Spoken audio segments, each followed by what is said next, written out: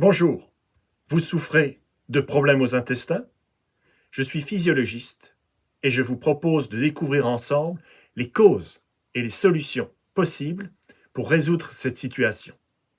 Nous nous intéresserons à des solutions qui s'attaquent véritablement aux sources du problème et pas simplement qui cherchent à effacer les conséquences. Si ce sujet vous intéresse, bienvenue. Je suis Jean-Marie Defossé, fondateur de la Coach Respiration, une nouvelle technique de bien-être basée sur une approche scientifique profonde et sensible de la respiration, du fonctionnement du corps et de ses besoins fondamentaux. Des problèmes aux intestins, ce n'est jamais à prendre à la légère, qu'il s'agisse de gaz, de fatigue, de douleur, d'inflammation ou d'autres choses. Il y a un lien très fort entre la santé de vos intestins et la santé des autres parts de votre corps. Voyons quels sont les problèmes qui peuvent être rencontrés de façon très concrète. Cette vidéo est une première vidéo sur le sujet, j'en ferai d'autres. Et ici, nous allons nous concentrer sur deux particularités. D'une part, tout ce qui est lié à la production de gaz, c'est-à-dire les flatulences, le ballonnement, et d'autre part, ce qui est lié plus spécifiquement à l'inflammation. Et nous verrons des actions possibles à ces deux niveaux au moyen d'un facteur très particulier et dont je pense vous avez rarement entendu parler. Alors, commençons par les gaz, flatulences, ballonnement. Qu'est-ce que cela signifie? Eh bien, systématiquement, sachez que si vous avez abondance de gaz, cela signifie qu'à l'intérieur de vos intestins, il y a une surabondance anormale de bactéries qui effectuent une fermentation. On parle alors de bactéries fermentantes. Ces bactéries fermentantes se nourrissent de sucre. Et si elles peuvent proliférer, c'est parce que les sucres présents dans votre intestin n'ont pas été utilisés par votre corps, ou pas assez rapidement. Et donc elles servent de nourriture et de facteurs de prolifération pour ces bactéries fermentantes. Alors il y a plusieurs types de fermentation. Certaines fermentations produisent de fait des gaz. Et il existe aussi une fermentation qui est beaucoup plus silencieuse et qui est la fermentation lactique, qui est la fermentation qu'on cherche à obtenir lorsque l'on consomme volontairement des ferments lactiques. Le petit souci, c'est que si vous avez une prolifération importante de ferments lactiques dans vos intestins, et surtout à des mauvais lieux dans vos intestins, par exemple le grêle plutôt que le gros intestin, vous pouvez avoir un autre désagrément qui lui est invisible et cousin des ballonnements et flatulences alors qu'il n'y a pas de production de gaz, c'est cette fermentation acidifiante. Et ces troubles peuvent entraîner de multiples conséquences telles que fatigue chronique, fatigue rénale, déminéralisation, perturbation de la respiration, avec une gestuelle respiratoire qui va toujours évoluer vers une respiration de type stressé. Il y a donc tout intérêt à contrôler les proliférations bactériennes fermentantes à l'intérieur de vos intestins. Le deuxième volet que nous aborderons est celui de l'inflammation. Que signifie le fait que votre intestin est enflammé? Plusieurs situations sont possibles, mais une qui est extrêmement courante, c'est que cette inflammation est le résultat d'une surabondance d'autres types de bactéries, nommées les bactéries putréfiantes, celles qui sont responsables de la putréfaction, c'est-à-dire la dégradation des protéines. Alors, les protéines, vous savez, c'est ce qu'il y a majoritairement dans la viande, dans les produits laitiers, dans les œufs, le poisson, les légumineuses.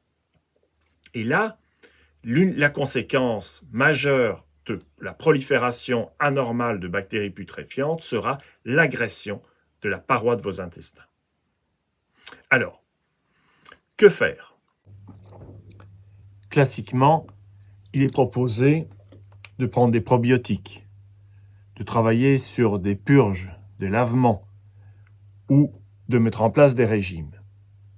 Mais même si ces différentes approches peuvent vraiment apporter des améliorations, je remarque qu'elles sont rarement durables. En effet, elle ne s'attaque pas à la cause du problème. Lorsqu'il y a un problème de prolifération anormale de telle ou telle bactérie, les spécialistes utilisent un mot savant qui est le mot dysbiose. Biose, vous connaissez le mot dans biologique, c'est ce qui est vivant. Et dys, c'est ce qui ne va pas, comme dans la dyslexie. Eh bien, dysbiose, c'est le vivant à l'intérieur de vous, les colonies de vivants à l'intérieur de vous, les colonies de bactéries, qui ne sont pas équilibrées comme il serait idéal qu'elles le soient. Alors, on se dit, voilà, j'ai un problème de dysbiose, et la faute à quoi? La faute à qui? Et souvent, la réponse à ça, c'est que mon problème de flore intestinale détraquée, de dysbiose, eh bien, je l'attribue au fait que ce sont les bactéries les responsables. Mais cette approche-là est un peu curieuse. C'est un peu comme vous dire, tiens, quelle est la cause de la tempête? Et on répondrait, c'est le vent. Le vent, c'est la tempête. La dysbiose, c'est le problème de bactéries. Mais ce n'est pas la source du problème. Quelle est l'origine de ces bactéries dont la quantité et les proportions sont anormales dans vos intestins? Eh bien, il faut savoir que l'origine des dysbioses, c'est quasi systématiquement les stress. En coach respiration, il n'y a pas que le stress nerveux qui est pris en compte, mais l'ensemble des stress auxquels le corps peut être exposé de par son fonctionnement. Et notamment, bien sûr, il y a le stress nerveux.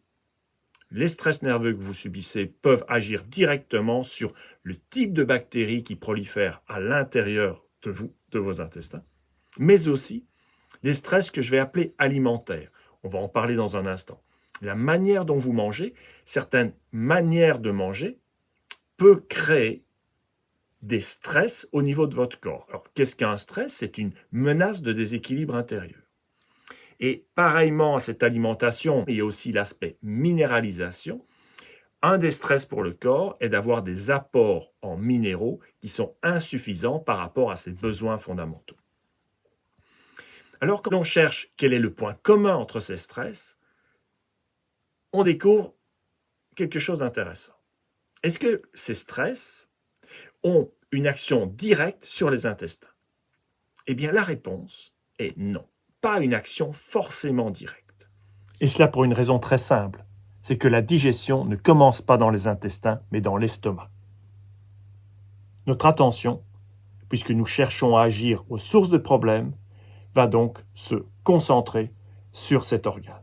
Nous allons voir ensemble que des dérèglements du fonctionnement de l'estomac peuvent tout à fait expliquer, par cascade, par conséquence, par effet domino, des problèmes au niveau intestinal.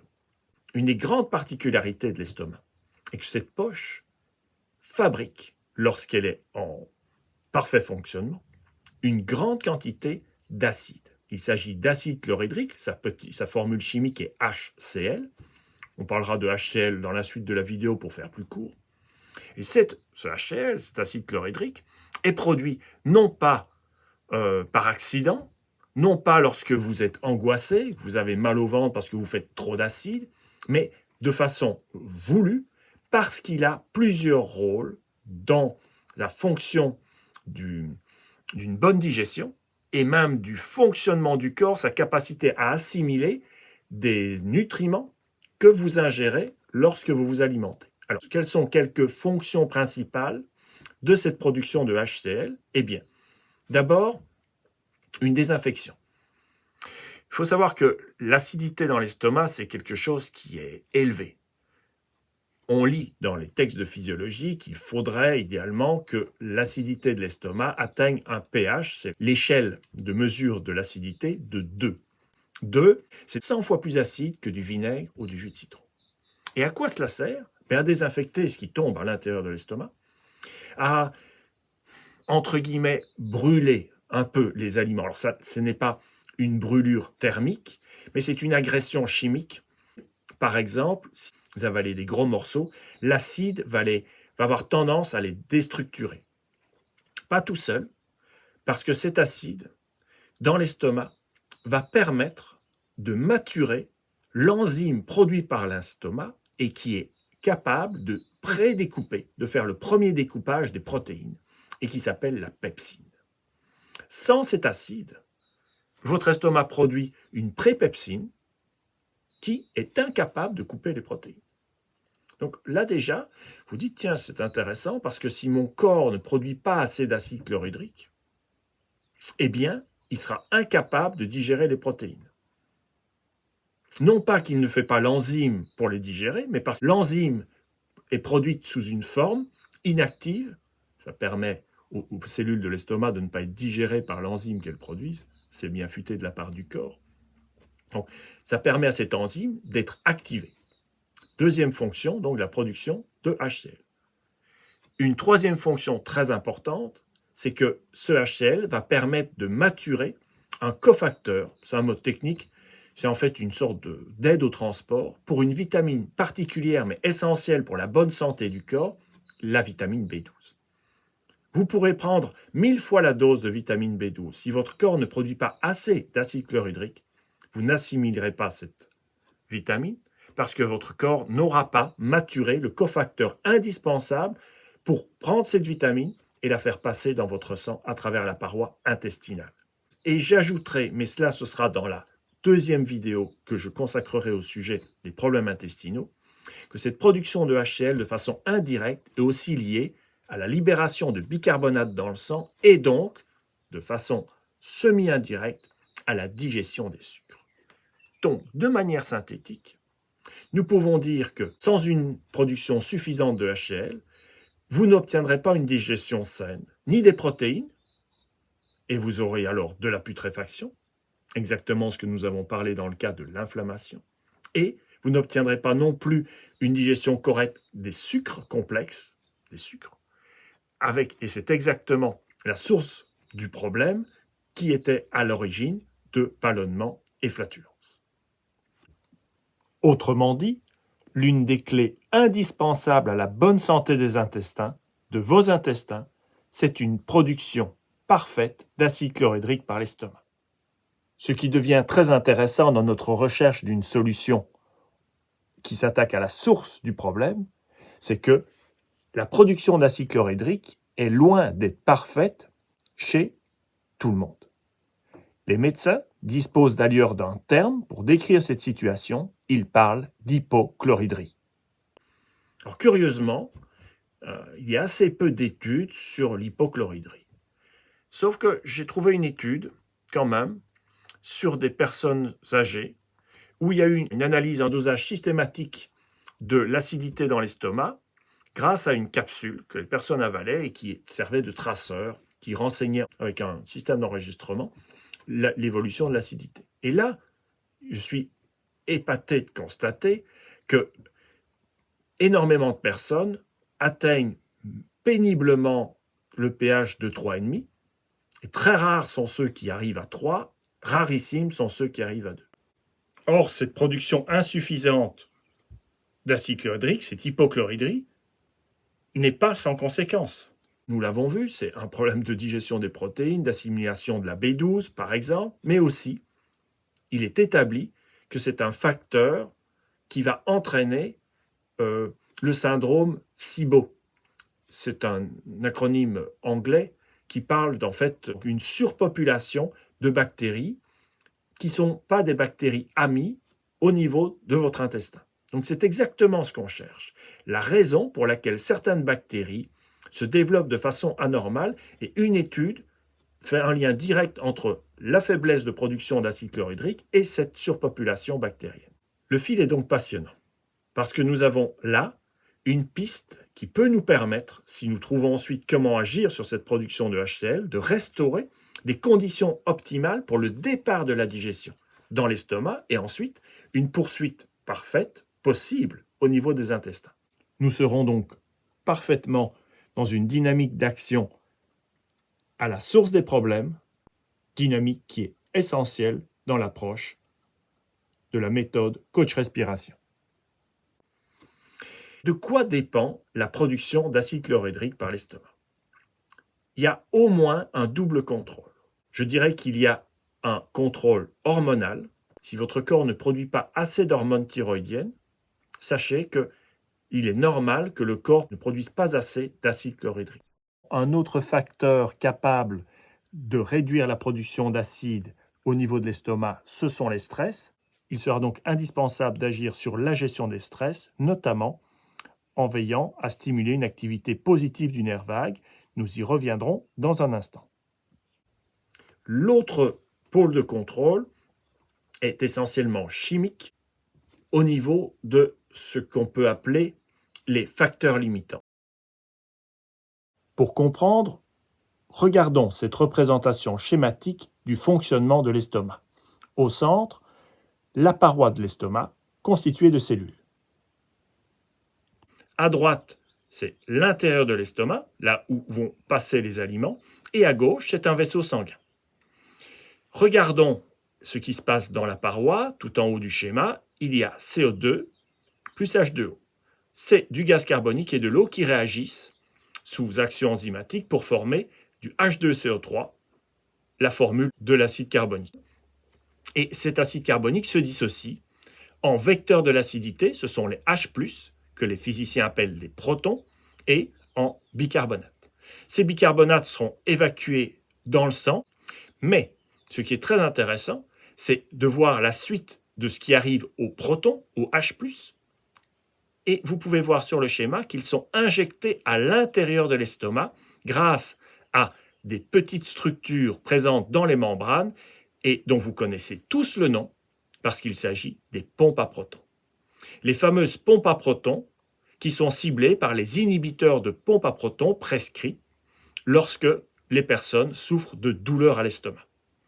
Alors ce qui est très intéressant, d'une part, c'est de voir que ces pompes à protons, et ça, on ne le dit vraiment pas souvent, elles ne fonctionnent pas toutes seules.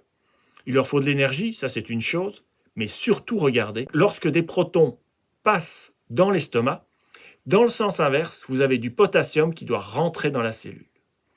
Alors, il devient évident que si vous voulez que le corps soit capable de produire suffisamment d'acide chlorhydrique, il est nécessaire qu'il y ait assez de potassium à l'intérieur de l'estomac.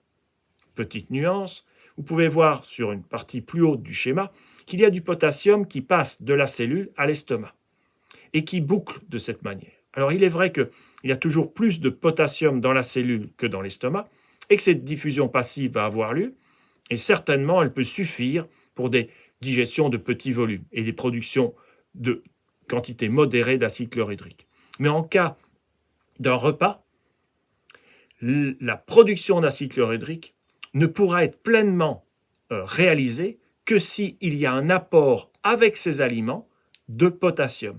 Pas forcément sous forme de supplément, mais que les aliments consommés contiennent du potassium. Fort de ces informations-là, je vais vous proposer au moins 5 actions à mener pour permettre à votre corps de restaurer une production d'acide chlorhydrique idéale. Alors, commençons avec une action que je vais appeler l'action 0, parce que 0 dans le sens pas qu'elle ne vaut rien, mais parce qu'elle est fondamentale. C'est normal, si votre corps est fragile, de ne pas être au mieux de votre forme si votre alimentation consiste en des repas qui ne sont pas des repas, mais des desserts. Alors, je veux fâcher personne. Si vous êtes en parfaite santé et que vous mangez tous les jours du sucre, des desserts derrière les repas et que vous vous sentez bien, mais continuez, il n'y a aucune raison. Je m'adresse à vous parce que j'ai été malade longtemps de fatigue chronique, j'ai été épuisé à 38 ans, anéanti, et je vais mieux parce que mon corps est fragile, mon corps est sensible et j'ai besoin de faire très attention à ses fragilités et à ses besoins fondamentaux. Mais si vous avez un corps solide et que tout va bien pour vous, je ne cherche absolument pas à vous empêcher de faire quoi que ce soit. Par contre, vous avez besoin d'aide pour votre corps, sachez que là, mes conseils, les conseils de coach respiration peuvent vous aider. Et là, le premier pilier de la digestion, c'est le bon sens. Un repas, ce n'est pas un dessert. Et un dessert, ce n'est pas un repas. Or, par exemple, une tartine grillée, sucre rapide, sur lequel vous mettez de la confiture, ce n'est pas pour moi un repas. Physiologiquement, c'est un dessert, c'est un apport massif de glucides et de glucides rapides, de sucre rapide. Après, on peut me dire, mais c'est très dur de se passer de sucre. Je ne vous dis pas forcément de vous passer de sucre, mais surtout de ne pas confondre les apports de sucre avec des repas. Si vraiment vous avez besoin de sucre, il y a des solutions. J'ai fait une vidéo, j'en reparle dans un instant, sur le fait de décaler les prises de sucre. Vous pouvez consommer du sucre de temps en temps, mais ne considérez pas que les apports de sucre massif sont un repas. Parce que ça, pour votre corps, si vous êtes fatigué, si vous êtes malade, c'est très compliqué. Alors, passons après cette action 0 à l'action 1. L'action 1, ça va être de répondre aux besoins fondamentaux du corps. La meilleure façon de répondre aux besoins fondamentaux du corps, c'est de les lister et d'agir de façon spécifique. C'est ce que nous faisons en coach respiration. Donc, vous avez un mini-guide de coach respiration. Vous pouvez le trouver sur le site coachrespiration.com. Il est gratuit. Il y a en même temps un abonnement à la newsletter de Coach Respiration qui, elle aussi, est gratuite. Et ce mini-guide contient à ce jour, peut-être que ça évoluera encore, 8 conseils de base, parmi lesquels des apports minimum en iode, et oui, parce que c'est une condition nécessaire pour fabriquer assez d'hormones thyroïdiennes, nous avons vu l'importance il y a un instant, mais aussi la consommation d'apports suffisants de potassium. Et là, certaines personnes me disent potassium, c'est la mort, etc. Écoutez, j'ai fait 3 vidéos sur le sujet, plus un livre sur le sujet. J'ai passé presque 1 an de ma vie à travailler là-dessus. Et ce que je peux vous dire, c'est qu'il y a, pour le potassium, les apports minimaux qui sont autour de 0,4-0,8 grammes, qui permettent d'avoir des analyses sanguines parfaites.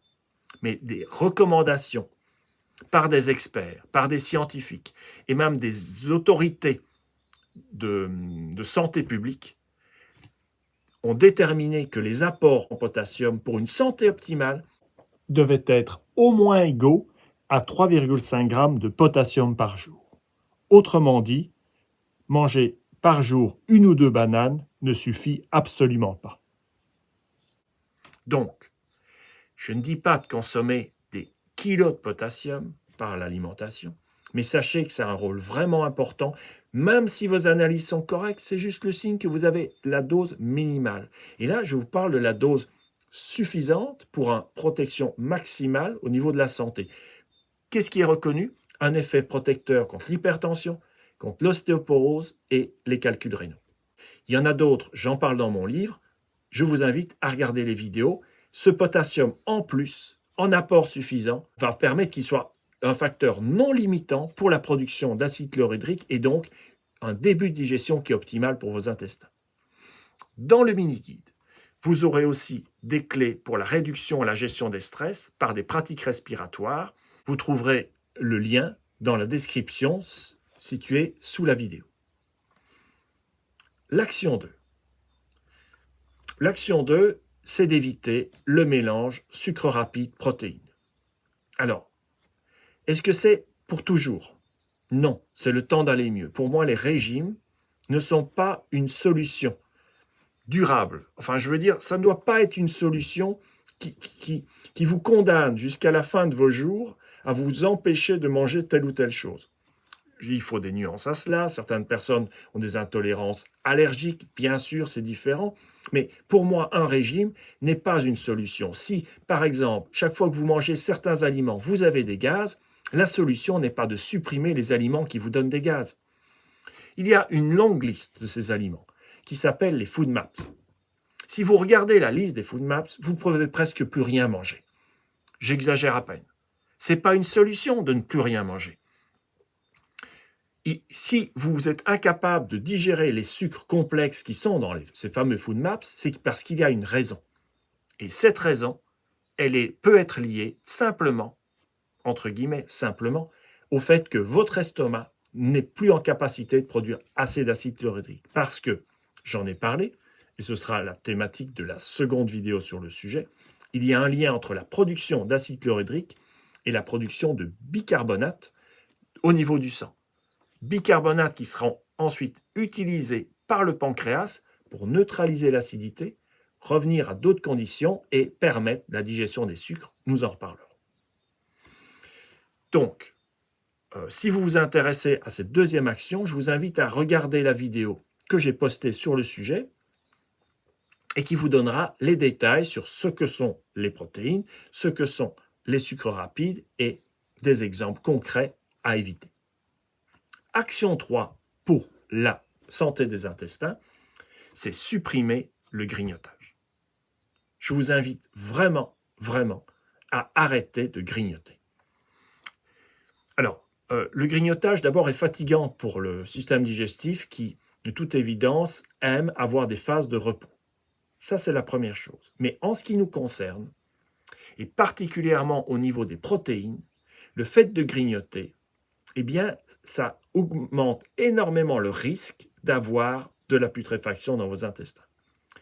Quand vous faites proliférer des bactéries putréfiantes, ce sont des bactéries qui attaquent les protéines, et en même temps qu'elles attaquent les protéines venant des aliments, elles ne vont pas se gêner et ça attaquera aussi les protéines de la paroi de votre intestin. Et ce sera normal d'avoir de l'inflammation, voire des agressions hémorragiques et de la perméabilité intestinale. C'est évident. La première chose en cas d'état enflammé des intestins, c'est d'éviter au maximum la prolifération de bactéries putréfiantes. Et voyons ce qui se passe au niveau du grignotement. Imaginez, je viens de manger. Ouais, il est 12 heures, je prends mon repas, je mâche, ça tombe dans mon estomac. Très bien. Du temps passe. Alors la digestion, ça dépend de la quantité que vous avez mangé. Plus elle est grande, plus elle va être longue. De la teneur en gras, en lipides, que ce soit des huiles ou des graisses. Plus c'est gras, plus ça va être long. Mais disons, si vous n'avez pas mangé particulièrement gras, qu'il faut 1h30 à 2 heures. Au bout d'1h30 à 2 heures, le sphincter qui est situé cette fois en bas de votre estomac s'ouvre et le bol alimentaire, les aliments pré-travaillés par votre estomac, va être libéré dans l'intestin. Mais imaginez maintenant que un quart d'heure, 10 minutes, 5 minutes avant ce moment d'ouverture que vous ne sentez pas, vous avez grignoté. Vous avez grignoté telle ou telle chose, et donc ça tombe en haut de votre estomac, et lorsque l'estomac s'ouvre, il ne fait pas le tri. Il s'ouvre et le bol alimentaire part dans l'intestin.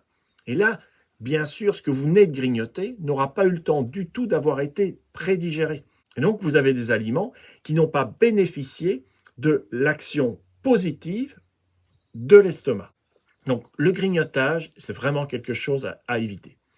Vous éviterez également aussi comme ça d'avoir sans cesse une glycémie qui est très haute, ce qui n'est pas un facteur favorisant la production d'acide chlorhydrique, ne serait-ce que parce que le sucre, c'est excitant, et le sucre n'est pas l'ami du nerf vague. Et rappelez-vous, un nerf vague qui est bien actif, actif positivement, est nécessaire pour une production idéale, optimale d'acide chlorhydrique. Voyons l'action 4. L'action 4 va nous amener à faire attention à 2 accélérateurs du vidage gastrique. Qu'est-ce que ce vidage gastrique? C'est le fait qu'à un moment donné, l'estomac s'ouvre. Alors, il y en a 2 qui peuvent être assez souvent utilisés, un plus que l'autre, je crois. Le premier, c'est le chocolat. Je n'ai rien contre le chocolat en soi, mais sachez que si vous mangez du chocolat après un repas, votre estomac s'ouvrira plus vite que si vous n'en aviez pas mangé. Or, si votre digestion de protéines est déjà un peu faible, eh bien, elle sera encore plus faible, puisque dès que l'estomac s'ouvrira, le bol alimentaire passe dans l'intestin, est neutralisé par le pancréas et la digestion des protéines s'arrête. Donc, évitez de consommer du chocolat pendant ou juste après un repas, pendant la phase de digestion. Mais libre à vous de manger du chocolat 1h30, 2 heures, 3 heures après le repas. Vous éviterez des risques de dysbiose à cause de prolifération de bactéries putréfiantes. Le deuxième accélérateur du vidage gastrique, c'est le gingembre. Pareil que pour le chocolat. Donc, évitez de consommer du gingembre pendant le repas, après et pendant la phase de digestion. Mais libre à vous de prendre une tisane de gingembre si vous le souhaitez, en dehors de cette plage de fonctionnement de votre estomac. Passons maintenant à l'action 5. Là, nous allons faire attention à 3 inhibiteurs de la production de HCl. Les inhibiteurs, souvenez-vous, c'est ce qui bloque. Alors le premier, très surprenant, et je viens de le découvrir en fouillant dans des travaux de boulangerie, c'est le calcium. Alors, un petit peu de calcium, ça stimule la production de gastrine et donc ça aide à la production de HCl. Un petit peu. Mais en plus grande quantité, en apport massif par exemple, si vous prenez un complément alimentaire qui apporte du calcium, là vous allez avoir une inhibition de la pepsine par cette présence importante de calcium. Donc à éviter. On ne prend pas de calcium pendant le repas ou la phase de digestion. On les prend à part. Deuxième chose qui peut inhiber la production de HCl, c'est la banane. Les bananes sont parfois présentées comme des pansements pour éviter les douleurs à l'estomac. Ce n'est pas un effet de pansement, c'est un effet de blocage de la production d'acide. Et petite histoire un peu étrange, mais qui passionne les physiologistes, c'est pour ça que quand on prend le bateau, les marins vous disent parfois de manger des bananes parce que si vous êtes malade, vous allez rendre tout ça à la mer et quand ça va passer, ça ne sera pas agressif, ce ne sera pas acide. La raison est que cette banane aura empêché l'acide de l'estomac d'être produite. Il y a une troisième situation qui peut induire une baisse des sécrétions d'acide chlorhydrique par l'estomac. Il s'agit de la présence d'une bactérie nommée Helicobacter pylori. Cette bactérie est responsable d'ulcères et dans certaines situations, elle est suspectée via une action sur la muqueuse de l'estomac de provoquer un affaiblissement des sécrétions d'acide chlorhydrique. Donc, si vous êtes concerné par des ulcères gastriques, eh bien, mettez vraiment en place ce qui est nécessaire pour éradiquer cette bactérie, parce que de toute manière, elle va nuire à l'ensemble de la qualité de votre digestion. Ensuite, après ces 3 points, je dois ajouter une autre situation qui peut non pas réduire la production d'acide chlorhydrique, mais diluer, disons, la production de cet acide. Cette situation se produit lorsque vous mangez trop. Vous mangez trop, non pas par rapport même à des critères objectifs de diététique, mais simplement par rapport aux capacités que votre estomac a de produire une certaine quantité d'acide chlorhydrique. Dans ce cas, il faut faire extrêmement attention à ne pas manger au-delà de votre appétit. La petite portion qu'on prend en plus peut poser un problème pour la qualité de la digestion de l'ensemble de votre repas parce que votre corps aurait été capable de digérer un repas de volume normal, mais la petite part en plus rajoute un volume qui va diluer la production d'acide chlorhydrique dont votre corps est capable. Et cette dilution va rendre l'efficacité de cette production d'acide moins grande et donc induire des problèmes de dysbiose intestinale. Donc faites attention, l'idéal toujours, même si ce n'est pas facile, est de s'arrêter de manger avant d'atteindre la satiété.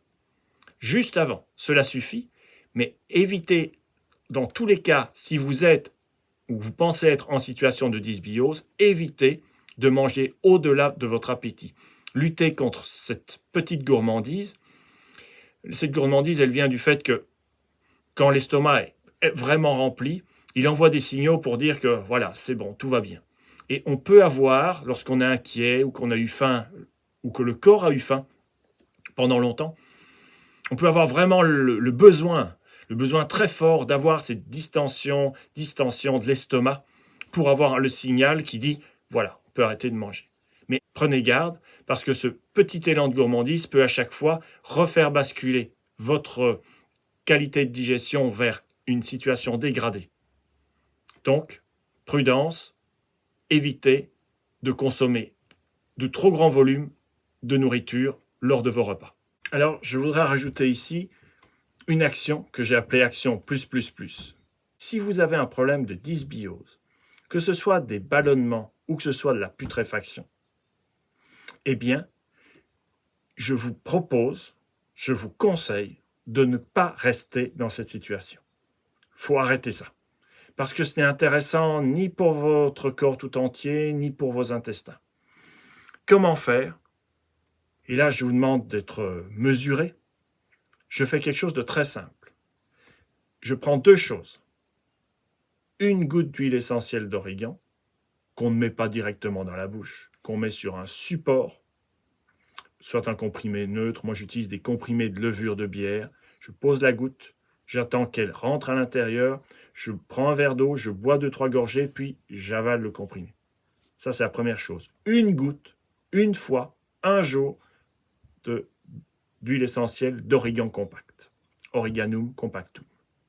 Et la deuxième chose que je fais, c'est que je prends un morceau, pas plus grand que ça, d'argile. Pareil, que j'avale comme un comprimé. Et ça suffit. Ça va suffire à arrêter ce que j'appelle à l'intérieur de moi le cirque. Il y a à l'intérieur de mes intestins quelque chose qui est parti en vrille. Je veux arrêter ça. Et je fais ça en même temps que j'ai mis en place ou que je restaure les actions, les 5 actions dont je vous ai parlé précédemment. Parce que vous pourriez vous dire, ce n'est pas un problème, je vais faire tous les jours une goutte d'origan compact, tous les jours un petit morceau d'argile. Ça ne marchera pas. D'abord, l'origan compact est un toxique pour le foie. Donc, une goutte, ce n'est pas énorme. Mais ce n'est pas une bonne solution d'en prendre tous les jours. Même si les gens qui sont sous Lyme se retrouvent à être conseillés à en prendre 6, parfois 10 gouttes par jour, personnellement, je trouve ça assez effrayant. Donc, une goutte, une fois. Concernant l'argile, c'est formidable, l'argile. Mais elle a un défaut.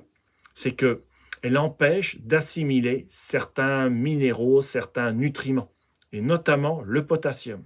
Donc, si vous consommez systématiquement de l'argile tous les jours, vous allez avoir, oui, un effet pansement sur les intestins, un effet stabilisateur de flore, sans doute, mais vous aurez une sorte de revers à payer. Donc, c'est une procédure que j'appelle pacifier et protéger, et je le fais une fois, en même temps que je mets en place les 5 actions. Concernant ces actions, je mets ici une petite image que j'aime bien, c'est un ensemble. Souvent, des personnes me disent, 1, je ne fais que 3 actions sur 5, 2, une des actions dont vous avez parlé, en fait, je fais force 10, c'est-à-dire je fais 3 fois, 4 fois, 10 fois la dose, ou 4 fois, 5 fois, 10 fois plus fort. Dans ces cas-là, je vous assure, j'affirme que ce n'est pas de la coach respiration. Alors, vous faites ce que vous voulez, bien sûr, mais je suis très effrayé, par exemple, avec le potassium, j'y reviens, quand des personnes par message me disent « Ouais, voilà, vous m'avez convaincu, le potassium c'est important, il faut 3,5 grammes par jour, donc je vais en prendre le double. » Je ne comprends absolument pas la démarche. Et sachez que dans ce cas, ce que vous faites n'est pas la coach respiration. Coach respiration, c'est une technique de bien-être qui cherche toujours à être sans aucun danger pour qui que ce soit. Et donc, voilà, ici, vous avez 5 actions qui vous sont proposées. Aucune n'est dangereuse, dans sa mesure. Toutes sont abordables et toutes travaillent, c'est ça que je veux vous dire, en synergie. C'est un ensemble qui fonctionne.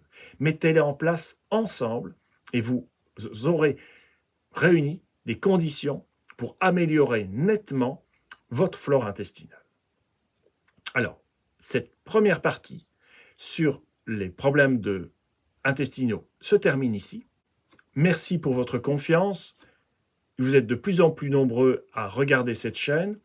N'hésitez pas à partager les idées qui sont présentées ici, les conseils, à aller chercher le guide gratuit, le mini-guide gratuit de coach respiration. Et je vous souhaite de prendre soin de vous, de prendre soin des autres, de prendre soin de notre si jolie planète. Et je vous dis à bientôt pour une prochaine vidéo de coach respiration.